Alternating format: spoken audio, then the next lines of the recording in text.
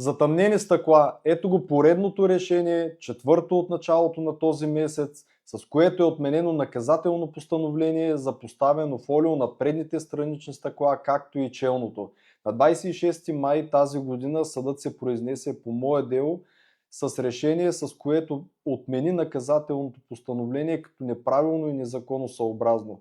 Ще зачета част от мотивите, както в предходните видеа, за да добиете отново представа какви са мотивите на съда, въз основа на които отменя наказателното постановление.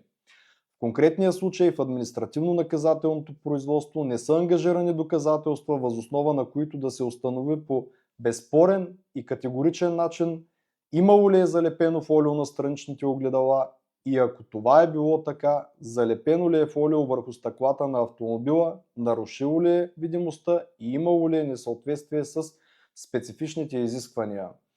Както многократно съм коментирал, необходимо е да бъде установена пропускливостта посредством използването на техническо средство, което представлява доказателство. Недопустимо е да се преценява на око дали има или няма и съответно каква е пропускливостта на фолиото, ако има такова.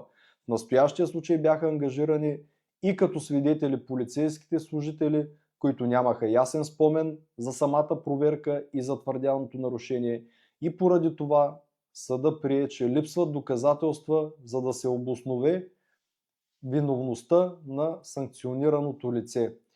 Съдът отмени наказателното постановление, осъди МВР град Варна да заплати и разноските за заплатено адвокатско възнаграждение на моя клиент. Ако сте в такава ситуация, отново заявявам, че имате възможност да се защитите и да оспорите наказателното постановление, за да не бъдете неправомерно санкционирани.